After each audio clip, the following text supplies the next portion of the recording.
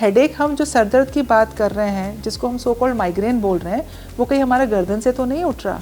कई बार पेशेंट्स होते हैं जिन्हें कभी कोई नेक पेन की शिकायत ही नहीं रही, कभी सर्वाइकल का प्रॉब्लम ही नहीं रहा, क्योंकि सिर्फ टाइटनेस होती है तो जिसको सिम्टम नहीं मानते हैं तो वो सोचते हैं कि ये वो माइग्रेन ही हो रहा है मुझे। सर्वाइकोजेनिक हेडेक में अक्सर एक्सरसाइज और वॉक करने से दर्दें बढ़ती हैं, जबकि माइग्रेन में आपके एक्सरसाइज और मूवमेंट करने से you feel a bit better. जैसे माइग्रेन में हमने कहा कि लंबे समय तक आप एम्प्टी स्टमक रहे, खाली पेट रहे तो हेडेक ट्रिगर हुआ। लेकिन सर्वाइकोजेनिक हेडेक में क्या होता है, पेशेंट बताते हैं थोड़ा ही खा लो तो पेट बफाया हुआ लगता है, भूख ही मर जाती है। सर्वाइकोजेनिक हेडेक और माइग्रेन के बीच में एक और इम्पॉर्टेंट चीज़ है जो डिफरेंस आप समझ सकते हैं। सर्वाइकोजेनिक हेडेक के पेशेंट्स अक्सर बताते होते हैं कि मुझे बॉडी में बहुत हीट रहती है, हाथ पैर से बहुत गर्माइश रहती है, आँखों में जलन जलन रहती है। कुछ एक्सरसाइजेस जो आप सेफली शुरू कर सकते हैं, सिंपल होती है हमारी neck movements, right and left, right rotation, left rotation, up and down, simple shoulder rotations. आपने slowly back clockwise and then slowly anti clockwise.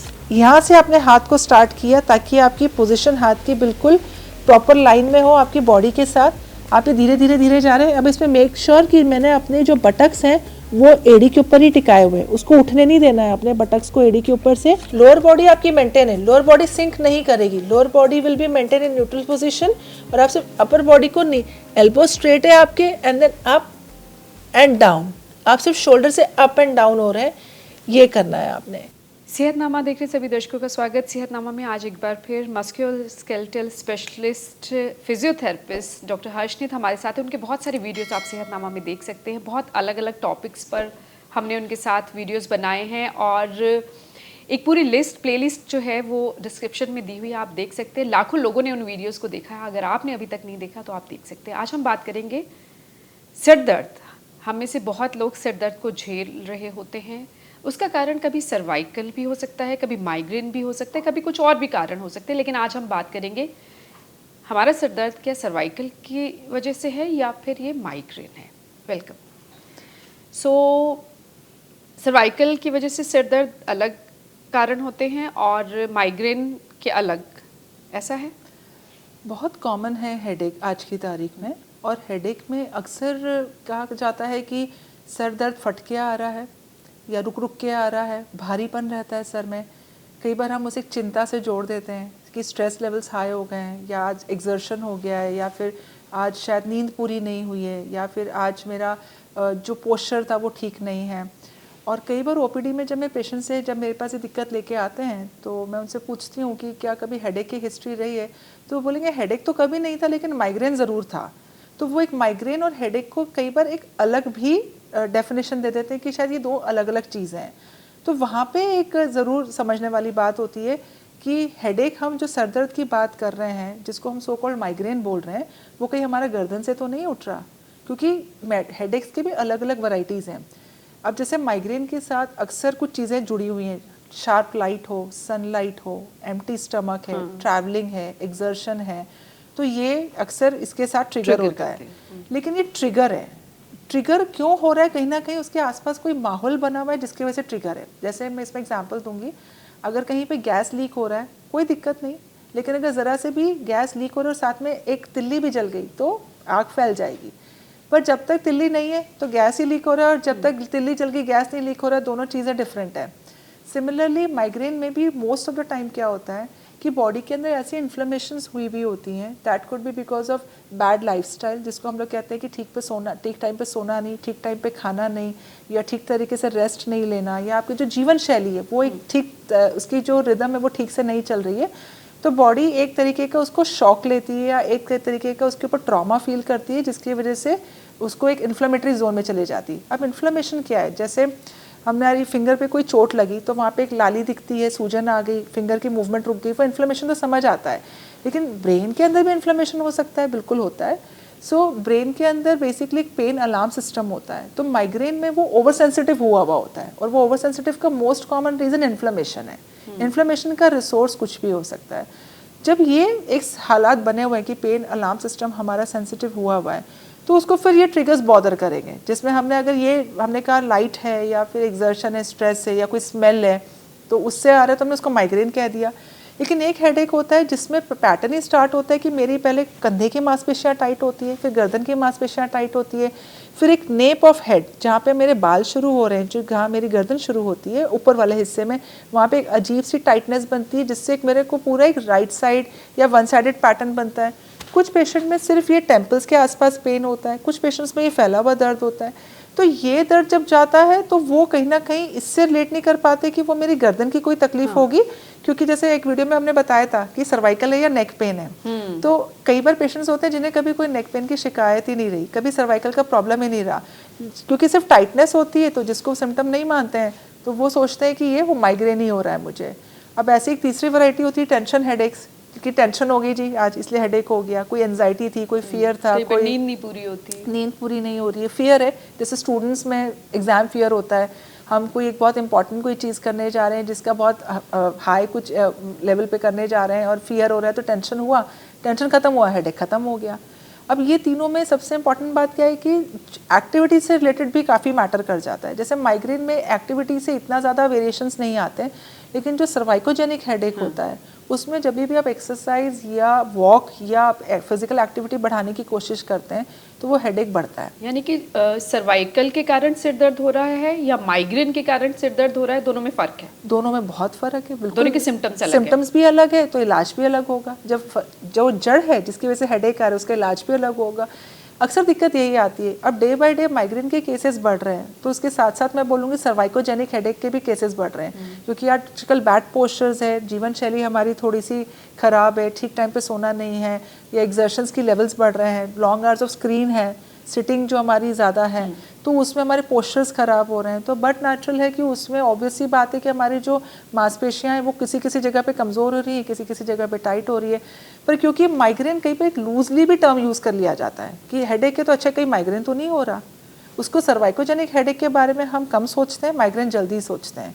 पर कई बार commonly cervicogenic headache is also very common along with migraine. तो अब इनमें फ़र्क कैसे करें, दोनों के सिम्टम्स बताइए, और कैसे एक आम इंसान जो इस वीडियो को देख रहा है वो ये समझ सकता है कि ये माइग्रेन के कारण सिर दर्द है या सर्वाइकल के कारण?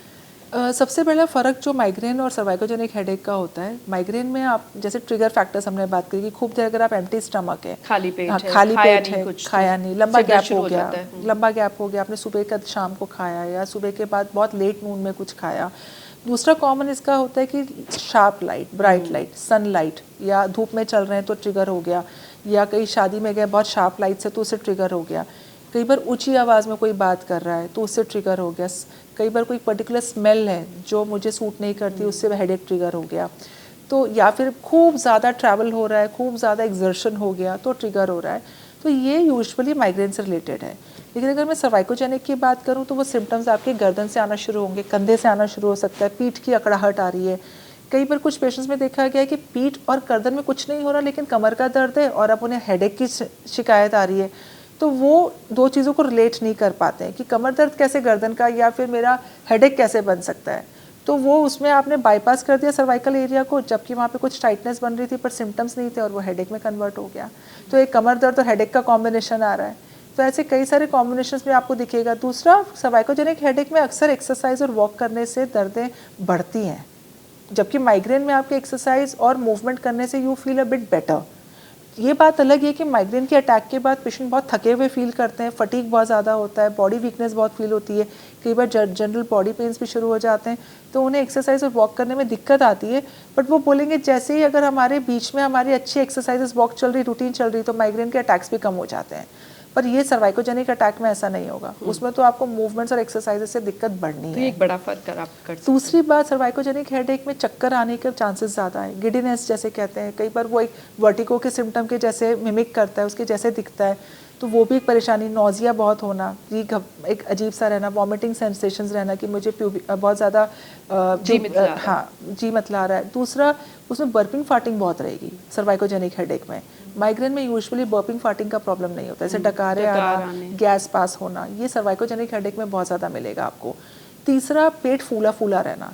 जैसे माइग्रेन में हमने कहा कि लंबे समय तक आप एम्प्टी स्टमक रहे, खाली पेट रहे तो हेडेक ट्रिगर हुआ, लेकिन सर्वाइकोजेनिक हेडेक में क्या होता है, पेशेंट बताते हैं थोड़ा ही खा लो तो पेट बफाया हुआ लगता है, भूख ही मर जाती है। ऐसे भूख तेज़ लगी पर थोड़ा ही खाया जाता है, पूरा खाना पेट भर के नहीं खा सकते हैं, पेट अजीब सा हो जाएगा, एकदम से वॉमिटिंग, गैस भी होगी, नोजिया फीलिंग होता है, वॉमिटिंग फीलिंग होता है। ये बहुत एक बड़ा डिमार्केशन है सर्वाइकल और माइग्रेन हेडेक के बीच में। सर्वाइकोजेनिक हेडेक और माइग्रेन के बीच में एक और इम्पॉर्टेंट चीज़ है जो डिफरेंस आप समझ सकते हैं। सर्वाइकोजेनिक हेडेक के पेशेंट्स अक्सर बताते होते हैं कि मुझे बॉडी में बहुत हीट रहती है, हाथ पैर से बहुत गर्माइश रहती है, आँखों में जलन जलन रहती है। ये पेशेंट अक्सर आपको दिखेंगे एक टाइट दुपट्टा आँखों पे बांध लेंगे अपने आप को दर्द से दूर रखने के लिए, सर के ऊपर एक टाइट दुपट्टा बांध लेंगे, या फिर इनके हमेशा पीक विंटर्स में भी देखेंगे आप, मतलब खूब अच्छी सर्दियाँ पड़ रही पर फिर भी ये बहुत ज़्यादा गर्म कपड़े नहीं पहनेंगे क्योंकि उन्हें पूरे टाइम एक स्वेटिंग फीलिंग हो रही है या बॉडी में इचिंग बहुत आ रही है, खारिश बहुत हो रही है बॉडी में। तो ये सब सर्वाइकोजेनिक हेडेक के लक्षण हैं। लेकिन माइग्रेन में ऐसा नहीं होगा कि आँखों में जलन आ रही है या आँखों से पानी आ रहा है या फिर खूब बॉडी से हीट निकल रही है। तो सर्वाइकोजेनिक हेडेक में आप अगर बहुत ज़्यादा हीट महसूस कर रहे हैं और टिंगलिंग नमनेस हाथ में आ रही है या पैरों में झंझनाहट आ जाती है या कमज़ोरी सी लगने लगती है, तो वो भी सर्वाइकोजेनिक हेडेक है आपका, वो माइग्रेन का पार्ट नहीं है। राइट। तो अब दोनों में हमने फ़र्क तो समझ लिया, तो दोनों का ट्रीटमेंट भी अलग है? बिल्कुल अलग है मैम। वेरी इंपॉर्टेंटली हमने समझना है कि दोनों में लाइफस्टाइल मॉडिफिकेशन का बहुत बड़ा रोल है। अब लाइफस्टाइल मॉडिफिकेशन काफ़ी कुछ पेशेंट्स हैं जैसे उन्होंने अपने रूटीन में दिनचर्या में कुछ एक्सरसाइजेज, योगा, जिम या किसी का सहारा लेके एक्सरसाइजेज शुरू करिए, डाइट पे ध्यान दे रहे हैं और अपने आप को उस एनवायरनमेंट से बचाने की कोशिश करते हैं जिससे कि उन्हें ट्रिगर होता है, तो वहाँ तक तो ठीक है। लेकिन काफ़ी ऐसे पेशेंट्स देखने में आ रहे हैं जो कहते हैं कि हम लाइफस्टाइल मॉडिफिकेशन पे भी ध्यान दे रहे हैं तो भी हमें हेडेक ट्रिगर हो रहा है, या कई बार वो प्रैक्टिकली पॉसिबल ही नहीं है। जैसे मान लीजिए किसी का काम ट्रैवल का है तो उनको ट्रैवल करना ही पड़ेगा, या किसी का काम है कि दिन में उन्हें धूप में निकलना है तो निकलना ही पड़ेगा, या कई बार ऐसा हो रही स्थिति कि चाहकर भी हम समय पे खाना नहीं खा पा रहे हैं तो वो 3-4 दिन ऐसा हो गया, 2 दिन हो गया, चाहे वो बहुत दिनों बाद हुआ लेकिन वो हेडेक ट्रिगर कर रहा है। तो उसमें हम लोग कहते हैं ट्रीटमेंट में जिसे माइंड बॉडी ट्रीटमेंट्स।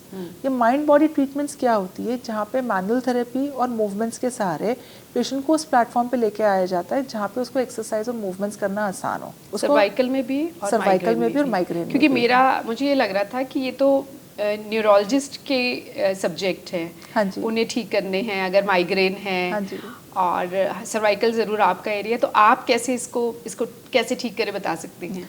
अब जैसे अभी आपने बहुत इंपॉर्टेंट बात की कि हमें न्यूरोलॉजिस्ट को दिखाना है, बिल्कुल दिखाना चाहिए रूल आउट करने के लिए कि कोई बड़ी बीमारी तो नहीं पनप रही है। जब आपने वहाँ से रूल आउट कर लिया और आपका अक्यूट अटैक में अक्सर न्यूरोलॉजिस्ट पेन किलर्स प्रिस्क्राइब करते हैं, पर पेशेंट क्या करते हैं, वो पेन किलर्स ओवर डोजिंग ले लेते हैं। मतलब ओवर डोजिंग जैसे ओवर मेडिकेशन करना, ओवर डोजिंग तो नहीं मैं बोलूँगी, over medication. Over medication induced migraine भी बहुत कॉमन है। जब पेन आया तब हमने मेडिकेशन ले ली, पेन किलर ले लिया और हमने उस दर्द को शांत करा दिया।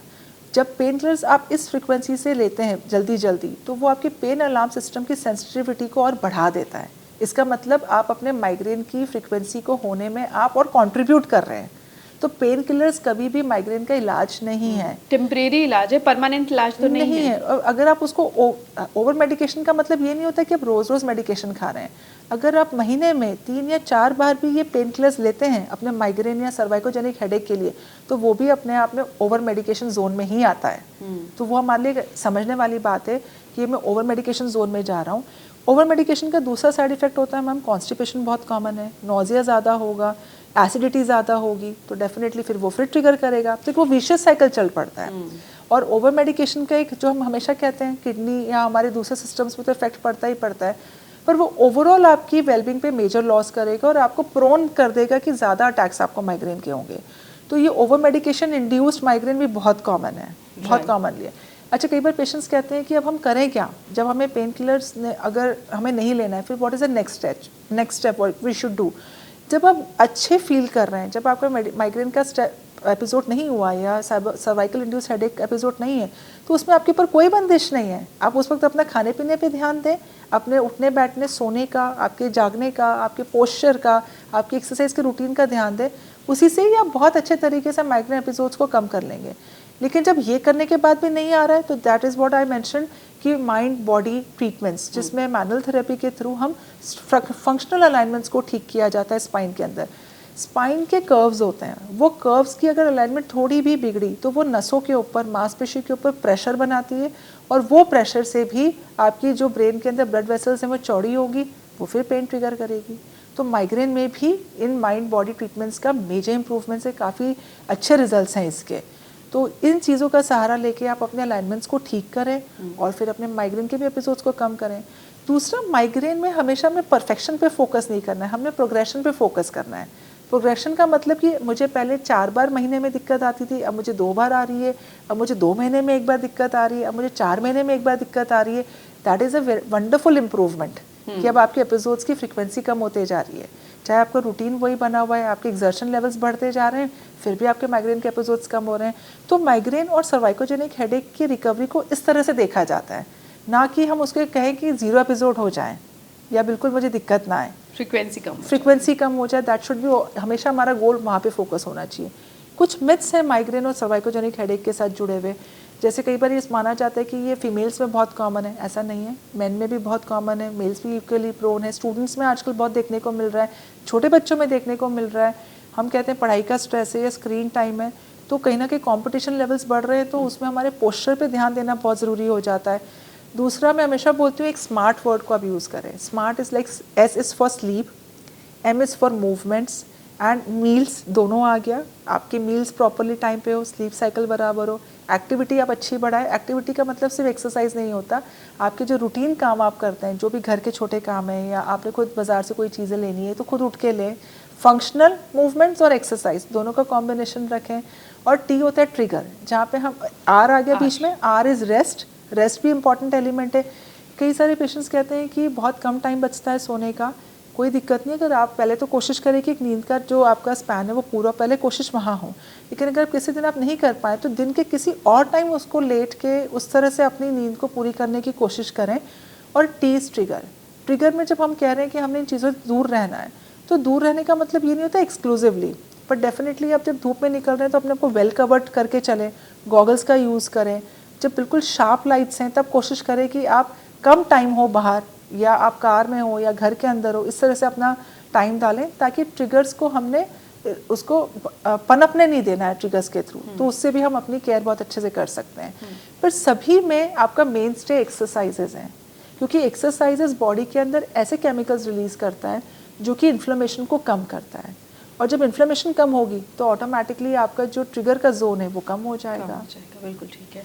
अच्छा, आपने कहा एक तो नींद, रेस्ट, कितने घंटे की नींद आपको लगता है कि सबको लेनी चाहिए, ज़रूरी है आपकी बॉडी को अगर आपने ठीक रखना है? मैम डिफरेंट सोसाइटीज़ हैं, इस पर डिफरेंट स्टडीज़ हैं।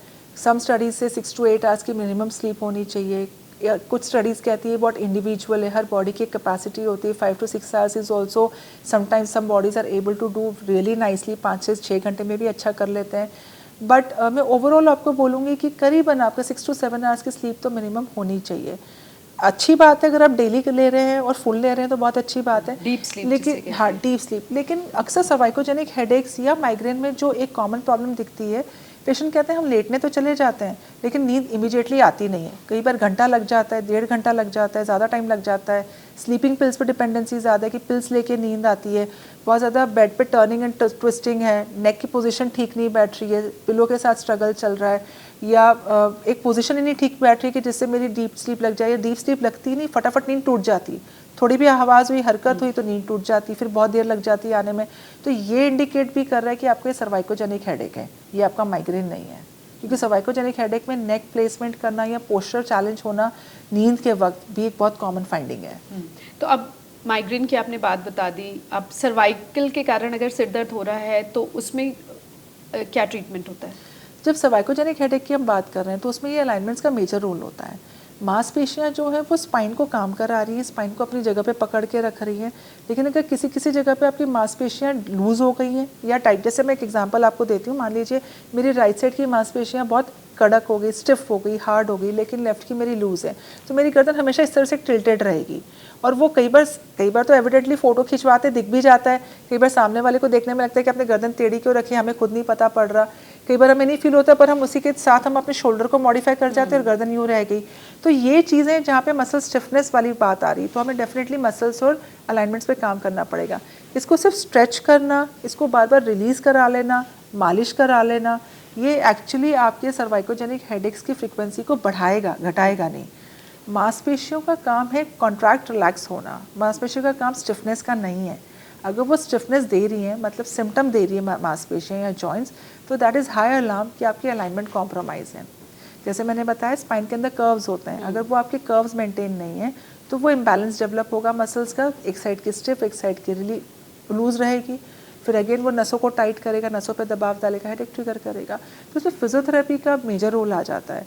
फिजियोथेरेपी में भी मैनुअल थेरेपी जो मैंने एडवांस ट्रीटमेंट्स आपको बताई, जिसमें हाथों से सारा काम होता है अलाइनमेंट करेक्शंस का, जिससे नसों के ऊपर से ढांचे को ठीक करके नसों पे दबाव हटा के मांसपेशियों को काम कराने पे लगाया जाता है। कितना वक्त लग जाता है इसमें? 6 से 8 महीने, कई बार साल भी लग जाता है, क्योंकि अक्सर पेशेंट हमारे पास पहुंचता ही बहुत लेट है। वो कहीं ना कहीं मेडिकेशंस पे डिपेंडेंट होते हैं, कहीं ना कहीं वो अपने लाइफस्टाइल मॉडिफिकेशंस तक ही रेस्ट्रिक्टेड रह जाते हैं। पर जो सिम्टम्स बढ़ रहे हैं तो उसमें भी हमने एक पेन रिहैब एक्सपर्ट के पास आना है, जानकारी नहीं है, अवेयरनेस नहीं है, तो वहाँ पे डिले हो जाता है। तो वो यूजुअली 6 to 8 months या साल ले लेता है, पर अच्छे रिजल्ट्स हैं, काफ़ी प्रॉमिसिंग रिजल्ट्स हैं। कुछ घर पर कर सकते हैं जो सर्वाइकल की वजह से सिर दर्द झेल रहे हैं वो पेशेंट? मैं हमेशा इस बात पे फोकस डालती हूँ कि पोस्चर पे ज़रूर ध्यान दें, आपके उठने बैठने का तरीका ठीक हो। आप हमेशा जब पढ़ाई कर रहे हैं या स्क्रीन टाइम है, या हमारे जितने वाइट कॉलर जॉब के या डेस्क जॉब के हमारे पेशेंट्स हैं, वो हमेशा चेयर प्रेफर करें, पोजीशन चेंज करें हर आधे घंटे में। बेड्स को आप अपना चेयर ना बनाएं, सोफ़े को अपना चेयर ना बनाएं, और जितना पोस्चर पे ध्यान देंगे। अब पोस्चर एक तो ये हो गया जहाँ आप खुद केयर कर रहे हैं, लेकिन पोस्चर इसके बियॉन्ड भी होता है। जैसे किसी की कुब निकली हुई है, किसी के राउंडेड शोल्डर्स है जिसको हम हंच पैक बोलते हैं, या किसी की कमर अंदर धसी हुई है, तो ये क्लिनिकल पोस्चर्स हैं। और इस क्लिनिकल पोस्चर्स में माइग्रेन का ट्रिगर होना बहुत कॉमन है। मतलब सर्वाइकोजेनिक हेडेक का प्लेटफॉर्म था, लेकिन ट्रिगर माइग्रेन हो रहा है। मतलब दो चीज़ कॉम्बिनेशन में आ रही है। जब वो कॉम्बिनेशन में आ रही है वो बहुत पेनफुल होती है पेशेंट के लिए, बहुत डिसेबलिंग होती है, बहुत ज़्यादा उन्हें परेशान भी करती है। तो जब आपका इस तरीके का माइग्रेन जिसमें आपका हंच पैक है या आपके अलाइनमेंट्स एक्चुअली सामने दिख रहे हैं कि ख़राब हुई हुई, शोल्डर लेवल्स गड़बड़ है, ख़राब है, इम्बैलेंस है, तो वहाँ पे आपकी दोनों चीज़ें होंगी, सर्वाइकोजेनिक हेडेक भी आ गया, माइग्रेन भी आ गया। तो आपका इसमें इलाज थोड़ा लंबा चलेगा, 1.5 साल का, जिसमें अलाइनमेंट्स को ठीक करके, मांसपेशियों को ताकत में डाल के, एक्सरसाइजेस का रूटीन बना के, फिर आप अपने जो ट्रिगर्स हैं जिसमें माइग्रेन आपका हो रहा है, तो वो चीज़ों पे आपने ध्यान देके ओवरऑल आप रिहैब करके एक मजबूती महसूस कर सकते हैं। कई पेशेंट्स में देखा गया है कि वो सर्वाइकल या वो हेडेक की कॉमन कंप्लेन नहीं देते, लेकिन पेट फूला रहता है, पेट कसा हुआ रहता है, बार बार बर्पिंग, डकारें आ रही, लेकिन ऐसा हेडेक का सिम्टम कॉमन नहीं है। तो ये चीज़ों पे भी हमने फोकस करना है। अब ये एक साइलेंट सिम्टम है सर्वाइकल का, जबकि ये गट इश्यूज कहे जाते हैं। पर ये साइलेंट सिम्टम आजकल ये कह लो आप, करीबन मैं 6-7 साल से देख रही हूँ, स्पेशली कोविड के बाद से और ज़्यादा देख रही हूँ कि पेशेंट सर्वाइकल की कॉमन प्रॉब्लम नहीं बताएंगे, पर गट इश्यूज ज़्यादा बताएंगे। तो उसका भी लिंक सर्वाइकल से बना हुआ है। कुछ तो जुड़ा हुआ है आपकी बॉडी में एक दूसरे के साथ। एग्जैक्टली। तो ये रेफर्ड डिस्कम्फर्ट होते हैं, इसको रेफर्ड पेन बोलते हैं। मतलब प्रॉब्लम जड़ यहाँ थी, लेकिन आपका सिम्टम एब्डोमेन में आ रहा है, तो प्रॉब्लम कहीं और थी पर डिस्कम्फर्ट कहीं और आ रहा है। तो सर्वाइकल और माइग्रेन की एक्सरसाइजेस अलग होती हैं? मैम सर्वाइकल की एक्सरसाइजेस डेफिनेटली आप ऐसे, जब आप जनरल वेलबिंग में, जब आपको पेन अटैक नहीं है, तो आप बिल्कुल माइग्रेन के लिए कर सकते हैं, और करना भी चाहिए, क्योंकि आपकी मांसपेशियों में ताकत अच्छी बनी रहेगी, क्योंकि एक्सरसाइजेस अल्टीमेटली आपका मेन रिसोर्स है मांसपेशियों की ताकत के लिए। लेकिन कुछ एक्सरसाइजेस हैं जो आप स्पेसिफिकली, अगर आपके माइग्रेन में आपको दिक्कत ज़्यादा आ रही है, मान लीजिए आपको माइग्रेन के एपिसोड ज़्यादा हैं, तो डेफिनेटली उसमें कुछ एक्सरसाइजेस मैं आपको अभी बताऊंगी, जिससे करने से आप थोड़ा सा अपने माइग्रेन के ट्रिगर फैक्टर्स को दूर रख सकते हैं।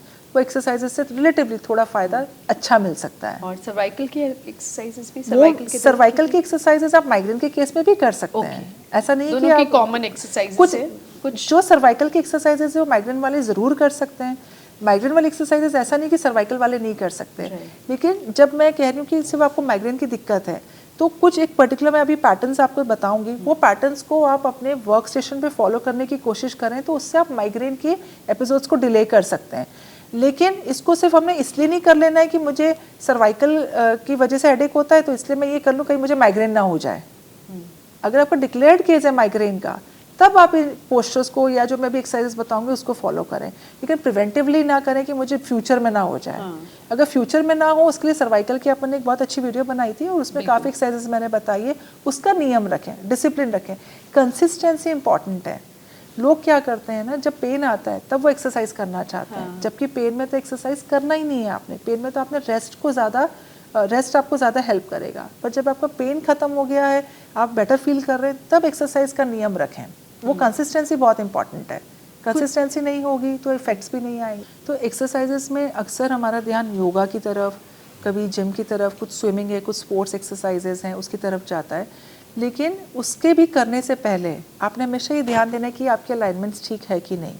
अगर आपके अलाइनमेंट्स ठीक नहीं है तो ये जो मैंने अभी आपको वर्जन्स ऑफ एक्सरसाइजेस बताए, ये आपको हेडेक ट्रिगर कर सकता है। तो अलाइनमेंट ठीक है या नहीं, ये कैसे पता चलेगा? ये आपका फिजियो ही इवैल्यूएट करके आपको बता सकते हैं। तो हमेशा अपने माइग्रेन और सर्वाइकोजेनिक हेडेक में फिजियो को मिलके ज़रूर एक असेसमेंट कराएं कि मेरी अलाइनमेंट्स तो नहीं खराब। क्योंकि जो कॉमन ट्रिगर्स हैं, जैसे हमने बताया सनलाइट है। स्कैनिंग से पता चलता है अलाइनमेंट का? नहीं, ये मैम क्लिनिकल इवैल्यूएशन है। क्लिनिकल आपकी असेसमेंट होती है, सिम्टम्स भी, और क्लिनिकली प्रॉपर फिजियो एक असेसमेंट करते होते हैं आपको देख के कि आपकी कौन कौन सी लेवल से, शोल्डर की लेवल ऊपर नीचे है या कुल्ले की लेवल ऊपर नीचे है, पेल्विस की अलाइनमेंट कैसी है, वो विजिबली दिख जाती है। पर ये भी एक कॉमन रिसोर्स है हेडेक को बनाने का। जैसे कई पेशेंट्स कहते हैं हमने सब बातों पर ध्यान दिया, फिर पता नहीं कैसे ट्रिगर हो गया। कहीं ना कहीं आपकी अलाइनमेंट्स ख़राब थी, उस पर आपने एक्सरसाइजेस करी और वो एक्सरसाइजेज ने आपको हेडेक ट्रिगर कर दिया। तो ये एक्सरसाइज इंड्यूस्ड माइग्रेन भी बहुत कॉमन है, जिसको हम कम जानकारी होने की वजह से इग्नोर कर जाते हैं। लोग अक्सर सोचते हैं कि ये सीरियस नहीं है। माइग्रेन बहुत सीरियस इशू है, क्योंकि मैंने बहुत पेशेंट्स को देखा है जिनकी सोशल लाइफ ख़त्म हो जाती है, वो आना जाना बिल्कुल बाहर रोक देते हैं। उन्हें हर चीज़ से डर लग रहा है, ट्रैवल से डर लग रहा है, कोई नई चीज़ खाने की ट्राई करने से डर लग रहा है, क्योंकि वो मिनट में या कह लो कि हर थोड़े दिन में वो हेडेक ट्रिगर हो जाता है। तो वो ये समझ ही नहीं पाते हैं कि मैं बिना हेडेक के भी कभी रह सकता हूँ। तो इन केसेस में जो मैंने माइंड बॉडी ट्रीटमेंट्स की बात करी, ये बहुत अच्छे से रिजल्ट दे सकती है। एक्सपर्ट्स बहुत कम है जो इस ट्रीटमेंट्स को एग्जीक्यूट कर रहे हैं, या इसकी अवेलेबिलिटी कम है, जानकारी कम है, बट इलाज बहुत अच्छे से किया जा सकता है। तो इस तरीके की स्थिति में एक्सरसाइजेस को भी आपने जब यूज़ करना है तो सेफली फिजियोथेरेपिस्ट के सुपरविजन में यूज़ करना है। रैंडमली हमने कोई एक अगेन मैं बोलूँगी, जैसे अभी हम एक अच्छा पॉडकास्ट बना रहे हैं, पर ऐसे कई चीज़ें मार्केट में अवेलेबल है कि instant relief of headache, instant relief of muscle release, instant relief of pain treatments. तो ये इंस्टेंट रिलीफ वाली चीज़ें आपके लिए एक वार्निंग होनी चाहिए, क्योंकि इस तकलीफ़ों में इंस्टेंट रिलीफ जैसी कोई इलाज नहीं होता। इसका मजबूती एक रिकवरी वाला इलाज टाइम लेके ही होगा। इंस्टेंट रिलीफ आपका कहीं ना कहीं लॉन्ग रन में जाके नुकसान ज़्यादा करेगा बजाय फ़ायदे के। राइट, तो अब हम एक्सरसाइज पे। हाँ जी, सर्वाइकोजेनिक हेडेक और माइग्रेन की वजह से होने वाले हेडेक दोनों में ही जब आप एक्सरसाइजेस को एज अ सपोर्ट लेना चाहते हैं और एक्सरसाइजेस से जो हम फ़ायदा लेना चाह रहे हैं, तो अपने एक बार फिजियोथेरेपिस्ट को मिलके डिस्कस करके फिर शुरू करें, वो हमेशा बेहतर है। लेकिन कुछ ऐसे एक्सरसाइजेस हैं जिसको आप सेफली घर पे अटेम्प्ट कर सकते हैं। बस आपने इतना ध्यान देना है कि वो एक्सरसाइज करते वक्त आपको चक्कर ना आए, या आपका तब वो एक्सरसाइज करते वक्त हेड, जहाँ से हमारे बाल शुरू होते हैं, ऊपर का हिस्सा, साइड का हिस्सा हैवी ना हो। अगर एक्सरसाइज करने से वो चीज़ हैवी हो रही है तो उस एक्सरसाइज को छोड़ दें, वहीं छोड़ दें। तो कुछ एक्सरसाइजेस जो आप सेफली शुरू कर सकते हैं, सिंपल होती है हमारी neck movements, right and left, right rotation, left rotation, up and down. ये मैंने इस तीनों डायरेक्शंस का एक सेट बनाया। यूजुअली जब हम सर्वाइकल की पेन होती है तो उसमें हम लोग जैसे मान लीजिए राइट और लेफ्ट करना है तो उसी को ही हम 10 टाइम्स कर लेते हैं। लेकिन जब हम हेडेक के पर्पस से एक्सरसाइज को अटेम्प्ट करने की कोशिश कर रहे हैं तो आपने ये right, left, rotation, left, up and down का कॉम्बिनेशन इकट्ठे करना है, बट मेक श्योर धीरे धीरे धीरे करना है, बहुत जेंटली करना है, जर्क्स में नहीं करना है। दूसरे एक्सरसाइज आप सेफली कर सकते हैं, सिंपल शोल्डर रोटेशंस। आपने slowly back clockwise and then slowly anti clockwise, इसको आप स्लो बिल्कुल अटेम्प्ट करें। तीसरी चीज़, माइग्रेन में जब आपकी फ्रीक्वेंसी ज़्यादा है या सर्वाइकोजेनिक हेडेक की फ्रीक्वेंसी ज़्यादा है तो उसमें प्लीज़ आपने ब्रीदिंग एक्सरसाइजेस नहीं करनी है। पहले अपने उस एपिसोड्स की फ्रीक्वेंसी को कम करने पे फोकस करें, जिसके लिए मैंने अपने ऑलरेडी डिटेल्स बताए कि मैनुअल थेरेपी और माइंड बॉडी ट्रीटमेंट से हम उस फ्रीक्वेंसी को कम कर सकते हैं। उसके बाद आप ब्रीदिंग एक्सरसाइज, प्राणायाम या और रिलैक्सेशन टेक्निक्स जो हमारे योगा में होती है, फिर उसका यूज़ करना शुरू करें। सिर्फ आपकी टाइमिंग की गड़बड़ होने की वजह से भी कई बार आपका योगा का आसना या योगा के कुछ पोस्चर्स एक्सरसाइजेस नुकसान कर सकते हैं या आपके हेडेक को बढ़ा सकते हैं। तो वो टाइमिंग क्या है, जब आपकी हेडेक की फ्रीक्वेंसी कम होते जा रही है, उस फ्रीक्वेंसी को कम करने के लिए योगासनास का यूज़ करना कहीं ना कहीं कभी कभी नुकसान भी कर जाता है बजाय फ़ायदे के। एक आपके इस हेडेक्स में हम कहते हैं एक नमाज पोजीशन या चाइल्ड पोज, वो भी बहुत फ़ायदेमंद है। वो आप कैसे कर सकते हैं, आपने ये चीज़ का सबसे पहले स्टार्ट ऐसे करना है, आपने पहले आपके दोनों नीज़ पैरेलल हो, आपके पैर बिल्कुल बटक्स के ऊपर लगे हुए हो, और फिर आपने इसको धीरे धीरे यहाँ से अपने हाथ को स्टार्ट किया ताकि आपकी पोजीशन हाथ की बिल्कुल प्रॉपर लाइन में हो आपकी बॉडी के साथ। आप ये धीरे धीरे धीरे जा रहे हैं। अब इसमें मेक श्योर कि मैंने अपने जो बटक्स हैं वो एड़ी के ऊपर ही टिकाए हुए हैं, उसको उठने नहीं देना है अपने बटक्स को एड़ी के ऊपर से, और फिर धीरे धीरे धीरे आपने हेड को नीचे लेके जाना है। आपकी हेड और आपकी बाह की मूवमेंट्स आपकी साथ साथ में जाएगी और बिल्कुल बटक्स और एड़ी का कॉन्टैक्ट बना रहेगा। इस पोजीशन में आपने 3 से 4 काउंट्स या 5 काउंट्स तक रहना है। अगर ऐसा करने से आपको हेडेक बढ़ता है तो उस पोजीशन को छोड़ दें। जब आप इस पोजीशन में हैं तो ध्यान दें कि आपको बहुत ज़्यादा बर्पिंग या फार्टिंग हो रही है तो भी आपने इस पोजीशन को छोड़ देना है, और इसी तरह से आपने धीरे धीरे पीछे आके इस तरह से आके आपने स्ट्रेटनिंग लेनी है। इसमें अक्सर पेशेंट्स गलती क्या करते हैं, वो या तो बटक को उठा लेंगे और वो आगे चले जाएंगे, या फिर वो ये करते हैं बटक टिका हुआ है और हाथ यहाँ पे और गर्दन नीचे गिर गई क्योंकि नीचे जाया नहीं जा रहा, बटक उठ जाता है। ये चीज़ें जब आप करेंगे गलत तो वो आपका हेडेक बढ़ा सकता है बजाय घटाने के, तो इस चीज़ का स्पेशल ध्यान दें। नेक्स्ट एक्सरसाइज आपने करनी है आपके कैट एंड कैमल पोजीशन जो हम कहते हैं, इस पोजीशन पे आपने स्पेशली धीरे धीरे आपने सिर्फ अपनी बॉडी को सिंक करना है, अपर बॉडी को नीचे की तरफ एंड देन अप। ऐसे करने से शोल्डर मसल्स में स्ट्रेच डीप सीटेड अच्छा जाता है। लोअर बॉडी आपकी मेंटेन है, लोअर बॉडी सिंक नहीं करेगी, lower body will be maintain in neutral position, और आप सिर्फ अपर बॉडी को नहीं, एल्बो स्ट्रेट है आपके and then up and down, आप सिर्फ शोल्डर से अप एंड डाउन हो रहे हैं, ये करना है आपने।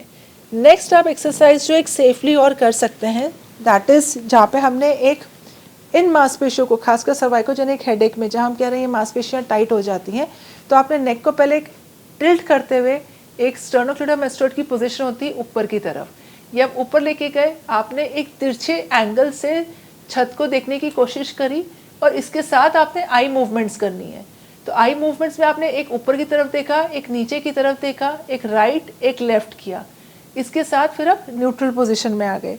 सेम चीज़ आप ऑपोजिट डायरेक्शन में करेंगे, गर्दन को ओब्लिक ऊपर की तरफ लेके गए जहाँ पे हमारी ये मांसपेशी पे खिंचाव जाएगा, फिर इसमें अगेन आपने आई मूवमेंट्स करनी है, up and down, right and left, आपने रोटेट नहीं करना है, वो हेडेक को ट्रिगर कर सकता है।